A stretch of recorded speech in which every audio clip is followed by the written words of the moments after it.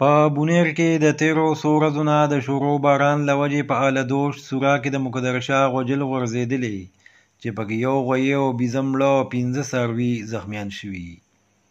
د غوجل غورځېدو له وجې په غوجل کې پروت د کور سامان ته نقصان رسېدلی دی. مقدر شاه وایي چې زموږ دغه څاروي د ژوند سرمایه وه چې باران په اوبو لاهو کړو. هغه وایي چې زه غریب یم او نور څه درک مې نه لګي. وایي چې حکومت دې موږ سره امداد وکړي. په دې موقع هارون سلطان وویل چې مقدر شاه غریب دی، 2 څاروي یې مړه او 15 جوبل شوي، غوجل یې پرېوتی او سامان یې خراب شوی، لہذا حکومت دې ورسره امداد وکړي. بل اړخ ته په کوګا کلي کې د شیربادر د کور چاردیوالي او د ګاډي ګراج پرېوتی چې ورسره موټر ته نقصان رسېدلی دی.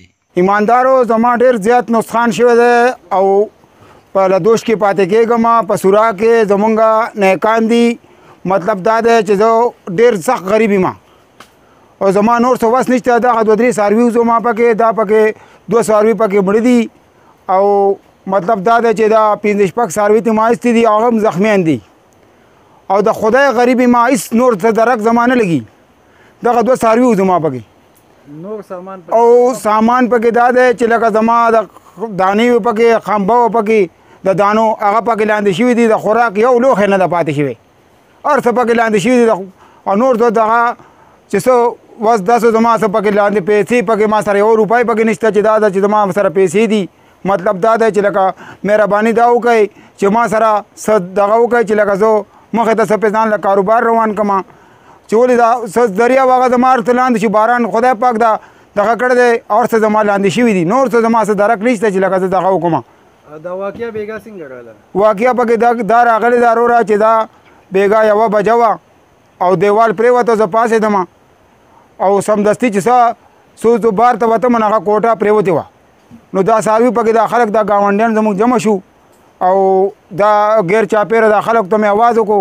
نو خدای پاک د خلکو دا مهرباني دا ده چې لکه خلک جمع شو او دا کوټې موټې او دا دغه څاروي را سره وویستو. نو نور څه دغه ما نور څه دلته ما نور څوک وو، خو یوازې په خشکه کې پاتې کېږم، نور څه دریا زما نشته وروره. د څو ورځو نه چې کوم دا بارانونه روان دي نو هغې سره زموږ په بونیر کې هم ډېر زیات نقصان شوی دی. زموږ دا کلی چې دی د سورا کلی تحصیل مندن د الادوش دلته زموږ مضافاتو کې یو کلی دی. د مقدرې د دې چې کوم بیګا باران راغلی و ډېر زیات نقصان یې شوی، ډېر زیات غریبانان دي.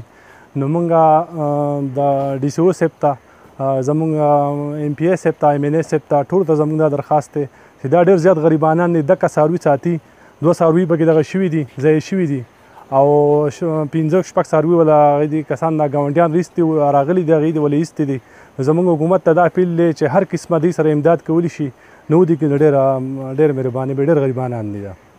شیربادر نوم مې کوګا یو دا ځای پرېوتی ډن مې او هلته دوکان کې دوکان هم پرېوتی په ګاډي باندې ګراج ته ګاډي ته نقصان رسولی، دا دیوال هم پرېوتلی، ګاډي ته نقصان ډېر رسېدلی، هغې را چت هم چپلیت کړی، مخکې لیټ یې مات